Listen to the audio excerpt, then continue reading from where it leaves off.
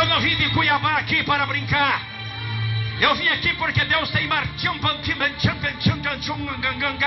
e depois que Deus fizer essa,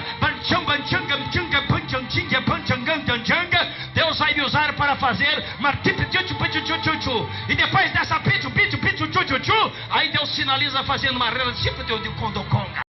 O que é ser cheio do Espírito Santo? Muitas pessoas perguntam e querem saber sobre esse argumento, porque é um argumento muito questionado nas igrejas e às vezes algumas igrejas impõem sobre elas um fardo muito pesado. O fardo de que se você não fala em línguas estranhas, você não é cheio do Espírito Santo. Eu tenho meu modo de pensar e eu acredito que o modo de medir se alguém é cheio do Espírito Santo não é os dons, mas sim os frutos do Espírito que nós encontramos no livro de Gálatas, capítulo 5, do versículo 22 ao 25, vai falar que alguém que tem o Espírito Santo de Deus, ele carrega sobre si frutos. Frutos esses que são comparados com o amor, a alegria, o controle de si mesmo, o autocontrole. A pessoa que tem o Espírito Santo de Deus, ela tem um autocontrole.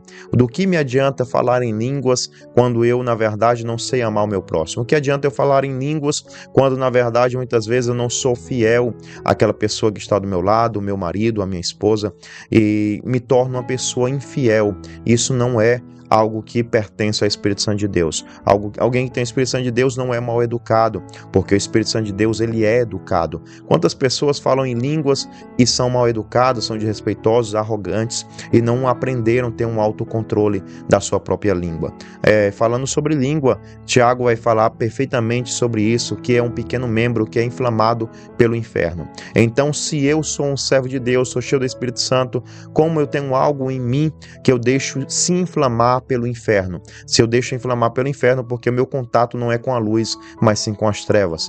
Então, se a tua língua é utilizada para falar em línguas com Deus, mas na verdade, muitas das vezes a tua língua também é utilizada para caluniar o teu irmão, isso não é algo que provém do Espírito, mas é algo que provém das trevas. Ah, pastor, você está sendo muito pesado nas suas palavras, porque isso atinge muitas pessoas que acreditam em falar em língua. Eu também acredito, mas devemos entender que a Bíblia fala que aquele que fala em línguas fala com Deus e em mistérios fala com o Senhor. O seu cérebro fica infrutífero. Então é algo que você tem que ter uma capacidade de entender que aquilo que você está fazendo não é para medir a tua capacidade de poder, porque nós vemos nos dias de hoje muitas pessoas que acreditam por falar em línguas devem falar mais alto do que alguém e assim destacar a sua capacidade de falar línguas estranhas. Não, porque aquele que ora em línguas edifica a si mesmo e fala com Deus. Então quero te convidar a entrar nesse entendimento, no entendimento que para eu ser cheio do Espírito Santo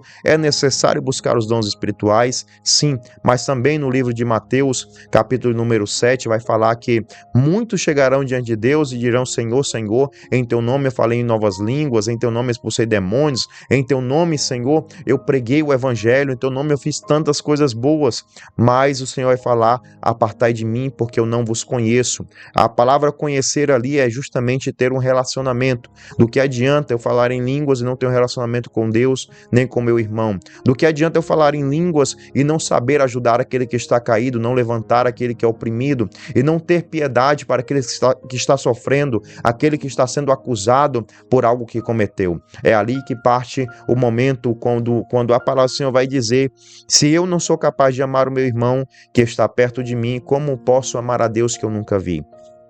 E apóstolo Paulo, ele vai fechar com chave de ouro quando ele diz que o maior dos dons é o amor. Sem isso não podemos fazer nada, não podemos realizar coisa alguma, porque o dom mais importante não é falar em línguas, mas sim saber amar o teu próximo, porque esse é um comandamento, é um mandamento do Senhor. Ama a Deus sobre todas as coisas e teu próximo como a ti mesmo. Será que você lembrava desse mandamento do Senhor para as nossas vidas? Às vezes nós deixamos de lado coisas importantes e basilares do Evangelho para correr em ventos de doutrinas. Porque se eu não falar em língua, eu não vou ser um obreiro. Se eu não falar em língua, eu não vou ter a oportunidade de pregar nas maiores igrejas. Meu querido, não se preocupe em pregar nas maiores igrejas, mas se preocupe em viver uma vida de intimidade com o Senhor, porque vai ser o Senhor a te exaltar. Porque quando você se abate, você se humilha na presença do Senhor em secreto, secreto, Ele vai te exaltar em público. E não se preocupa, a tua hora vai chegar. Se ainda não chegou, é porque Deus está trabalhando na tua vida, está formando o teu caráter para te levar num propósito muito mais além daquilo que você acredita, daquilo que você pensa, porque a própria palavra de Deus vai dizer que aquilo que os teus olhos não viram, os teus ouvidos não ouviram e não desceu para o teu coração, é isso que o Senhor tem preparado para aqueles que o crê. Meu querido, eu quero deixar aqui o meu forte abraço para você, que você seja abençoado através dessa palavra e compartilha com o maior número de pessoas, em modo que você possa ser um semeador desta obra evangelística, que nós possamos levar a verdade da palavra de Deus sem distorção para todos aqueles que creem nas Sagradas Escrituras. Deus te abençoe, em nome de Jesus.